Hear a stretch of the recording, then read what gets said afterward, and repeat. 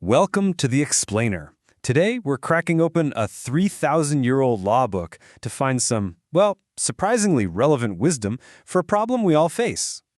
You know the feeling, right? You've messed up, you say the words, "I'm sorry," but there's this little voice in your head asking, was that really enough? What does it actually take to make things right? So, for our deep dive, we're going somewhere you'd probably never expect. Chapter 5 of the book of Leviticus. Yeah, I know, it sounds ancient, maybe a little obscure, but trust me, it's basically a masterclass in the mechanics of justice and mercy. And this isn't just about old, dusty rules. No, hidden inside this chapter are some really radical ideas about social responsibility, about economic justice, and about what it truly means to restore something that's been broken. Okay, so let's get into it. To really understand Leviticus 5, you first have to get a handle on its two main legal tools. They were designed to deal with two very different kinds of wrongdoing. So the text lays out these two distinct categories of sacrifice. You've got the hatat, which is the sin offering, and the asham, the guilt offering. They might sound kind of similar, but what they were for? Worlds apart. Think of the sin offering, the hatat, as a kind of spiritual deep clean for the whole community. It dealt with stuff that might not have a direct human victim, but was seen as, polluting the sacred space. Things like, you saw something happen, you knew the truth, but you kept your mouth shut. Or you made some kind of careless promise you couldn't keep. Now the guilt offering, the asham, that was a whole different ballgame. This was much more like a modern civil court case.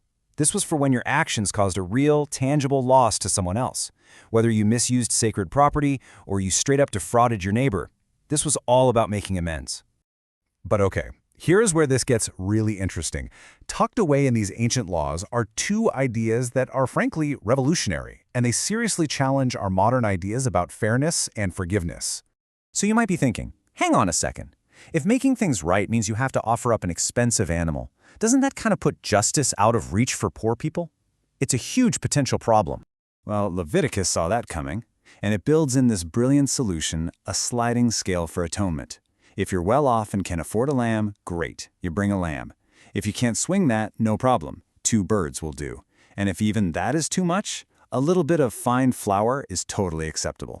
And this just hammers home a core principle of the whole system. It was never about the price tag of the sacrifice. It was about making sure that forgiveness, that restoration, was accessible to absolutely everyone, no matter how much money you had in your pocket. Now, for that second category, the guilt offering, things got even more practical. When you actually harmed someone financially, you had to pay back every single penny of what you took, and then, on top of that, a mandatory 20% penalty. So here's the kicker. In cases of theft or fraud, just going through a ritual was completely meaningless. Real repentance, true forgiveness, demanded concrete action. You had to make your victim financially whole again, and then some. Forgiveness wasn't cheap. It meant you had to actually fix what you broke. So as you can probably imagine, a text this rich has kicked up centuries of debate. It's fascinating, actually.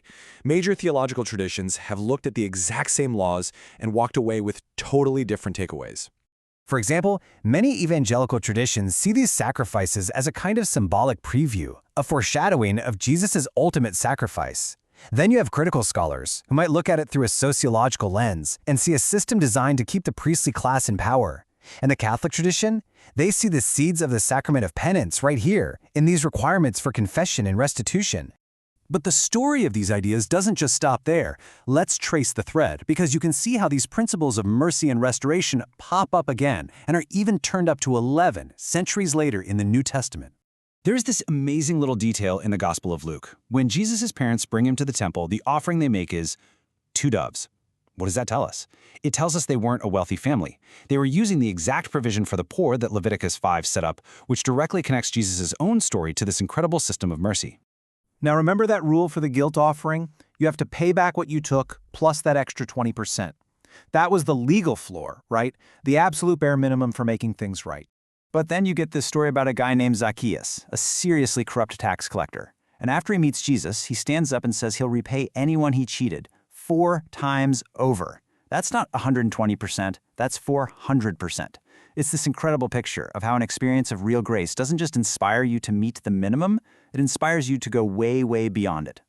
So, what does this all mean for us 3,000 years later? What can this ancient law book really teach us about how we live our lives today? Well, I think 4 really powerful principles just jump off the page. First, speak up. Don't be a silent bystander when you know the truth. Second, get specific with your apologies. Acknowledge the real harm you caused. Third, restore what was broken. Go beyond just saying sorry and ask, how can I help make this right? And fourth, be a champion for mercy. Actively look for ways to break down the barriers that keep other people from finding their own restoration. In the end, Leviticus 5 is so much more than an ancient legal code. It's a challenge. It pushes all of us to think bigger about what an apology can be, to move it from just a simple word to a powerful, active commitment to restore, to repair, and to make things whole again. Thanks for joining us.